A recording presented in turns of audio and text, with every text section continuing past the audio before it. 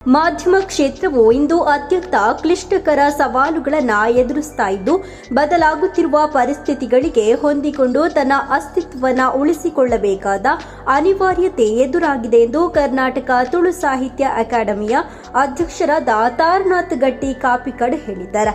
Nitte institute of communication ಹಾಗೂ ಕರ್ನಾಟಕ ಕಾರ್ಯನಿರತ ಪತ್ರಕರ್ತರ ಸಂಘದ ಉಳ್ಳಾಲ ತಾಲೂಕು ಘಟಕದ ಸಂಯುಕ್ತ ಆಶ್ರಯದಲ್ಲಿ ಪತ್ರಿಕಾ ದಿನಾಚರಣೆ 2026 ಕಾರ್ಯಕ್ರಮವನ್ನು ಉದ್ಘಾಟಿಸಿ ಅವರು ಮಾತನಾಡಿದರು. ನಮ್ಮ ಮಾಧ್ಯಮ ಆಫ್ಟರ್ ಗ್ಲೋಬಲೈಸೇಷನ್ ನಮ್ಮ ದೇಶ ಜಾಗತೀಕರಣಕ್ಕೆ ತೆರೆದುಕೊಂಡ ಬಳಿಕ ಅದು ಬೇರೆ ಬೇರೆ ಸ್ತರದಲ್ಲಿ ಮಾಧ್ಯಮ ಲೋಕ ಕೂಡ ವಿಸ್ತಾರ ಆಗ್ತಾ ಹೋಯಿತು. ಒಂದು ಮಟ್ಟಕ್ಕೆ ಏನೋ ಮಾಧ್ಯಮ ಸೇವೆ ಅಂತ ಇದ್ದದ್ದು ಅವತ್ತು ಕೂಡ ಈಗ ಗ್ಲೋಬಲೈಸೇಷನ್ಗೆ ನಾವು 90ರ ದಶಕದಲ್ಲಿ ತೆರೆದುಕೊಳ್ಳುವ ಸಂದರ್ಭದಲ್ಲಿ ಕೂಡ ಈ ದೇಶದಲ್ಲಿ ದೊಡ್ಡ ದೊಡ್ಡ ಪತ್ರಿಕಾ ಸಮೂಹಗಳು ಇದ್ದವು. ಆದರೆ ಅದಕ್ಕೊಂದು ಅಧಿಕೃತವಾಗಿ ಕಾರ್ಪೊರೇಟ್ ಮಾಧ್ಯಮ ಅನ್ನುವಂಥ ಒಂದು ಹೆಸರು ತೂಕ ಬಂತು. ಒಂದಷ್ಟು ಜಾಬ್ ಆಪರ್ಚುನಿಟೀಸ್ ಅಥವಾ ಕೈ ತುಂಬ ಸಂಬಳ ಅನ್ನುವಂಥ ವಿಚಾರಗಳೆಲ್ಲ ಮುನ್ನೆಲೆಗೆ ಬಂತು. ನೂರಾರು ಸಾವಿರಾರು ಜನ ವಿದ್ಯಾರ್ಥಿಗಳು, ನಿಮ್ಮಂಥ ಶಿಕ್ಷಕರ ವಿದ್ಯಾರ್ಥಿಗಳು ಉದ್ಯೋಗ ಕಂಡುಕೊಳ್ಳಲಿಕ್ಕೆ ಸಾಧ್ಯ ಆಯಿತು. ನಂತರದ ಬೆಳವಣಿಗೆಗಳು ನೀವೆಲ್ಲ ಅದನ್ನು ಒಬ್ಸರ್ವ್ ಮಾಡಿರುತ್ತೀರಿ ಅಥವಾ ಅನುಭವಿಸಿರ್ತೀರಿ. ಒಂದು ಗ್ರಾಫ್ ಮೇಲೆ ಹೋದಷ್ಟೇ ವೇಗವಾಗಿ ಅದು ಕೆಳಗೆ ಇಳಿಮುಖವಾಗಿ ಹೋಗ್ತಾ ಇರೋದನ್ನು ನಾವು ನೋಡಿದ್ದೇವೆ ಅಥವಾ ಕಾಣ್ತಾ ಇದ್ದೇವೆ. ಹಾಗಾಗಿ ಮಾಧ್ಯಮದಲ್ಲಿನ ಉದ್ಯೋಗ ಸ್ವಲ್ಪ ಮಟ್ಟಿಗೆ ಒಂಥರ ಅದು ಭದ್ರತೆಯೋ ಅಭದ್ರತೆಯೋ ಈ ಎರಡನ್ನು ಕೂಡ ಅದು ಏಕಕಾಲಕ್ಕೆ ಕಾಡ್ತಾ ಇರ್ತದೆ. ನಾನು ಎಲ್ಲಿ ಯಾವ ಸೆಕ್ಟರಲ್ಲಿ ಮಾಧ್ಯಮದಲ್ಲಿ ಕೂಡ ಎಲ್ಲಿ ಕುಳಿತುಕೊಂಡ್ರೆ ಎಲ್ಲಿ ಉದ್ಯೋಗವನ್ನು ಪಡ್ಕೊಂಡ್ರೆ ಭದ್ರತೆ ಉದ್ಯೋಗ ಇರಬಹುದು ಅಂತ. ಸೊ ಆಫ್ಟರ್ ಈ ಗ್ಲೋಬಲೈಸೇಷನ್ನ ನಂತರದ ಕಾಲಘಟ್ಟದಲ್ಲಿ ಪತ್ರಿಕೆಗಳು ಮರ್ಜ್ ಆಗುವಂಥದ್ದು, ಕಂಪನಿಗಳು ಮರ್ಜ್ ಆಗುವಂಥ ಸಂದರ್ಭಗಳು, ಸ್ವಾಭಾವಿಕವಾಗಿ ಉದ್ಯೋಗ ಕಡಿತ ಆಗ್ತಾ ಬಂತು. ಅಥವಾ ಪತ್ರಿಕೆಗಳ ಒಂದು ಹಂತದಲ್ಲಿ ಮರ್ಜ್ ಆಗುವಂಥದ್ದು, ಮತ್ತು ಅದರಲ್ಲಿ ಒಂದು ಲೆಸ್ ಆಗುವಂಥದ್ದು, ಕಡಿಮೆ ಆಗುವಂಥದ್ದು ಇದು ಇಡೀ ಇಂಡಿಯಾದಲ್ಲಿ ನಡೆದಿರುವಂಥ ಅಥವಾ ನಡೀತಾ ಬಂದಂಥ ಘಟನಾವಳಿಗಳು. ಆನಂತರ ನಾವು ಕೋವಿಡ್ ಕಾಲಘಟ್ಟವನ್ನು ನೋಡಿದೆವು. ಕೋವಿಡ್ನ ಕಾಲಘಟ್ಟದಲ್ಲಿ ಸುಮಾರು 50,000ಕ್ಕೂ ಅಧಿಕ ಸಣ್ಣ ಅಥವಾ ಮಧ್ಯಮ ಪ್ರಮಾಣದ ಪತ್ರಿಕೆಗಳು ಈ ದೇಶದಲ್ಲಿ ಮುಚ್ಚಲ್ಪಟ್ಟವು. ಆನಂತರದ ಕಾಲಘಟ್ಟದಲ್ಲಿ ಅಥವಾ ಸಮಯದಲ್ಲಿ ಪತ್ರಿಕೆ ಮುನ್ನಡೆಯುತ್ತಾ ಹೋದಾಗೆ ಪತ್ರಿಕೆಗಳ ಗಾತ್ರಗಳು ಸೈಜ್ ಸಣ್ಣದಾಯಿತು. ನೀವೆಲ್ಲ ಮೊದಲು ನಿಮಗೆ ನೆನಪಿರುವುದು, ಉದಯವಾಣಿ ತೆಗೆದುದನ್ನು ನೋಡಿದರೆ ಅದು ಹೀಗೆ ಮಾಡಬೇಕು, ಈಗ ಇಷ್ಟು ಮಾಡಿದರೆ ಸಾಕು. ಪತ್ರಿಕೆ ಸೈಜ್ ಎಲ್ಲ ಪತ್ರಿಕೆ ಹೌದು. ಸೊ ಹಾಗಾಗಿ ಒಂದು ಕಡೆದು ಕಾಸ್ಟ್ ಕಟ್ಟಿಂಗ್ ಅನ್ನುವಂಥ ಪ್ರಶ್ನೆ, ಯಾಕಂದರೆ ಅದು ಅಸ್ತಿತ್ವದ ಪ್ರಶ್ನೆ. ಆನಂತರ ಕೋವಿಡ್ ಕಾಲಘಟ್ಟದಲ್ಲಿ ಈ ದೇಶದಲ್ಲಿ ಸಾವಿರಾರು ಮಾಧ್ಯಮ ಸಂಸ್ಥೆಯಿಂದ ಉದ್ಯೋಗಿಗಳು, ಎಂಪ್ಲಾಯೀಸ್ ಹೊರಗೆ ಬರಬೇಕಾಯಿತು. ಪತ್ರಿಕೆಗಳಿಗೆ, ಪ್ರಿಂಟ್ ಮೀಡಿಯಾಕ್ಕೆ ಭಾರಿ ದೊಡ್ಡ ಸವಾಲುಗಳು, ಕಠಿಣವಾದ ಸವಾಲುಗಳು ಎದುರಾಗ್ತಾ ಇದೆ. ಎಷ್ಟು ಜನ ಮನೆಗೆ ತರಿಸಿ ಇವತ್ತು ಪತ್ರಿಕೆಗಳನ್ನು ಓದ್ತಾ ಇದ್ದೀರಿ? ನೀವೊಂದು 7-8 ವರ್ಷದ ಮೊದಲು ಈ ಪ್ರಶ್ನೆ ಕೇಳಿದರೆ ಇಲ್ಲಿ ಇನ್ನೂ ಒಂದು 7-8 ಜನರ ಸಂಖ್ಯೆ ಜಾಸ್ತಿ ಇರ್ತಿತ್ತು. ಆಫ್ಟರ್ ಕೋವಿಡ್ ಬಳಿಕ ಕೋವಿಡ್ ಒಂದು ದೊಡ್ಡ ಬ್ರೇಕ್ ಕೊಟ್ಟಿತ್ತು. ಕೋವಿಡ್ ಬಳಿಕ ನಾವು ಡಿಜಿಟಲ್ ಮೀಡಿಯಾಕ್ಕೆ ನಮ್ಮನ್ನು ನಾವು ಅದಕ್ಕೆ ಅರ್ಪಣೆ ಮಾಡಿಕೊಂಡೆವು. ಅದು ನಮಗೆ ಅರ್ಪಣೆ ಆಗೋದಲ್ಲ. ಸೊ ಆನಂತರದ ಕಾಲಘಟ್ಟದಲ್ಲಿ ನಮ್ಮ ಓದುವ ಪ್ಯಾಟರ್ನ್ ಪತ್ರಿಕೆಯನ್ನು ಓದುವ ಪ್ಯಾಟರ್ನ್, ಅದು ನೋಡುವ ಪ್ಯಾಟರ್ನ್ ಆಗಿ ದೊಡ್ಡ ಮಟ್ಟದಲ್ಲಿ ಪರಿವರ್ತನೆ ಆಗಲಿಕ್ಕೆ ಆರಂಭವಾಯಿತು. ಸೊ ಅದು ಅಟ್ ದ ಸೇಮ್ ಟೈಮ್ ಪತ್ರಿಕೆಗಳಿಗೆ ಮಾತ್ರ ಅಲ್ಲ, ಈವನ್ ಟಿ ವಿ ಚಾನಲ್ಗಳಿಗೆ ಕೂಡ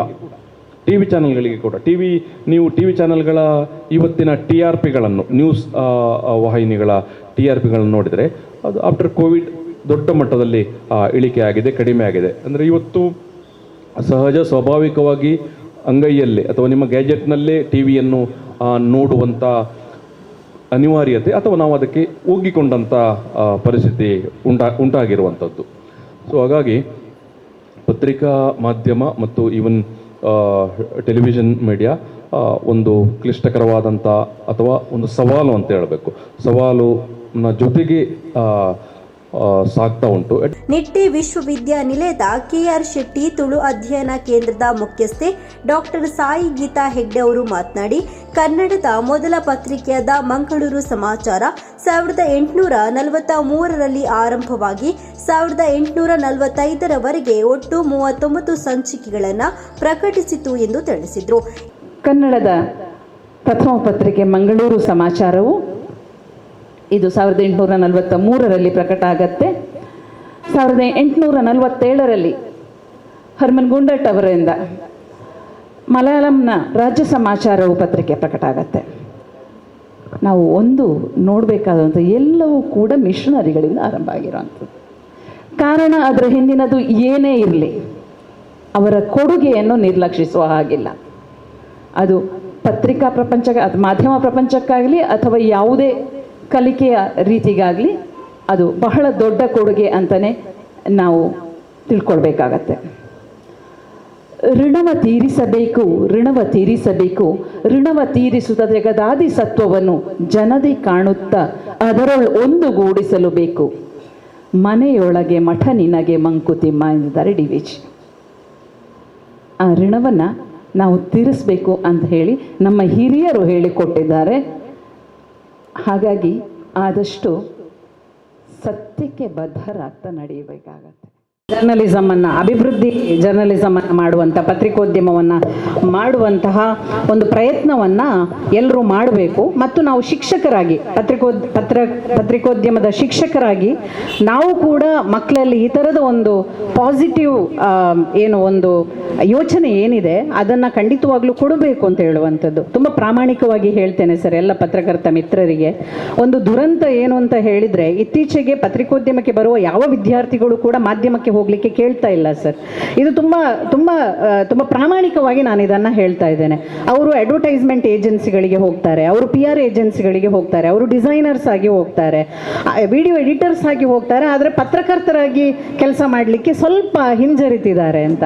ಬಹುಶಃ ಇದು ಯಾಕೆ ಅಂದರೆ, ಒಂದು ಡೆಫಿನೆಟ್ಲಿ ಸ್ಯಾಲ್ರಿ ಸ್ಕೇಲ್ ಏನಿದೆ ಅದು ಕಡಿಮೆ ಇದೆ ಅಂತ ಹೇಳುವಂಥದ್ದು. ಇನ್ನೊಂದು, ಅವರು ಯಾವುದು ಮೀಡಿಯಾದಲ್ಲಿ ಪಾಸಿಟಿವಿಟಿಯನ್ನು ಕಾಣ್ತಾ ಇಲ್ಲ ಅಂತ ಹೇಳುವಂಥದ್ದು ಕೂಡ ಅಷ್ಟೇ ನಿಜವಾದ್ದು ಅಂತ. ಪತ್ರಕರ್ತರ ಮಗ ಪತ್ರಕರ್ತನಾಗಲಿಕ್ಕೆ ಬಯಸುವುದಿಲ್ಲ. ಹೌದು, ವಿಷಯ ಎಲ್ಲ ಅಲ್ಲಿವರೆಗೆ ಮುಟ್ಟಿದೆ. ಸೋಷಿಯಲ್ ಮೀಡಿಯಾ ಭರಾಟೆ ಹೇಗುಂಟು, ಸುದ್ದಿಗಳು, ಮತ್ತೊಂದು ನಾಳೆಗೆ ಕಾಯುವ ವಿಚಾರವೇ ಇಲ್ಲ. ಒಂದೇ ನಿಮಿಷದಲ್ಲಿ ನಿನ್ನೆ ಹುಡುಗಿಯ ಕೈ ರಕ್ತ ಗಿಕ್ತ ಎಲ್ಲ ಹರಿದು ಹೋಗಿದೆ, ಮಂಚಿದೆಲ್ಲ ಬಂದಾಗಿದೆ. ಒಂದು ನಿಮಿಷದಲ್ಲಿ ಯಾವುದನ್ನು ಕೊಡಬಾರ್ದು ಅದನ್ನೆಲ್ಲ ಕೊಡುವಂಥ ಸೋಷಿಯಲ್ ಮೀಡಿಯಾದ ಕಾಲದಲ್ಲಿ ಬದುಕಲಿಕ್ಕೆ ನಮಗೆ ಸ್ವಲ್ಪ ಕಷ್ಟ ಉಂಟು. ಆದರೂ ಕೂಡ ಎಲ್ಲರೂ ಹೆಚ್ಚು ಪತ್ರಕರ್ತರ ಆಗುವ ರೀತಿ ಅಂದರೆ, ಆಗ ಸರ್ ಹೇಳಿದ ಹಾಗೆ ಏನಾದರೂ ಒಂದು ಕೃಷಿಕರಿಗೆ ಬೆಂಬಲ ಬೆಲೆ ಕೊಟ್ಟ ಹಾಗೆ ಏನಾದರೂ ಕೊಟ್ಟರೆ ನಮಗೆ ಉಳಿಗಾಲ ಉಂಟು. ಇನ್ನು ಈ ಕಾರ್ಯಕ್ರಮದಲ್ಲಿ ಕರ್ನಾಟಕ ಕಾರ್ಯನಿರತ ಪತ್ರಕರ್ತರ ಸಂಘದ ಉಳ್ಳಾಲ ಘಟಕದ ಅಧ್ಯಕ್ಷರಾದ ಶಶಿಧರ್ ಪೊಯ್ಯತ್ತಬೈಲ್, ನಿಕಟಪೂರ್ವ ಅಧ್ಯಕ್ಷರಾದ ವಸಂತ್ ಕೋಣಾಜೆ, ನಿಟ್ಟೆ ಇನ್ಸ್ಟಿಟ್ಯೂಷನ್ಸ್ ಆಫ್ ಕಮ್ಯುನಿಕೇಷನ್ನ ಮುಖ್ಯಸ್ಥರಾದ ಮೌಲ್ಯ ಬಲಾಡಿ, ಉಳ್ಳಾಲ ಕಾರ್ಯನಿರತ ಪತ್ರಕರ್ತರ ಸಂಘದ ಪ್ರಧಾನ ಕಾರ್ಯದರ್ಶಿಯಾದ ದಿನೇಶ್ ನಾಯಕ್, ಕಾರ್ಯದರ್ಶಿಯಾದ ಡಾಕ್ಟರ್ ಸತೀಶ್ ಕೋಣಾಜೆ, ಉಪಾಧ್ಯಕ್ಷರಾದ ಸತೀಶ್ ಕುಮಾರ್ ಪುಂಡಿಕಾಯಿ ಉಪಸ್ಥಿತರಿದ್ದರು. ಇಂತಹ ಇನ್ನಷ್ಟು ಸುದ್ದಿಗಳಿಗಾಗಿ ನಮ್ಮ ಯೂಟ್ಯೂಬ್ ಚಾನೆಲ್ ಅನ್ನು ಸಬ್ಸ್ಕ್ರೈಬ್ ಮಾಡಿ, ಬೆಲ್ ಐಕಾನ್ ಪ್ರೆಸ್ ಮಾಡಿ. ನಮ್ಮ ಫೇಸ್ಬುಕ್, ಇನ್ಸ್ಟಾಗ್ರಾಂನಲ್ಲೂ ಜೊತೆಯಾಗಿ ನಮ್ಮನ್ನು ಬೆಂಬಲಿಸಿ. ಜಾಹೀರಾತುಗಳಿಗಾಗಿ ಸಂಪರ್ಕಿಸಿ 9845478858 ಅಥವಾ 9972528110.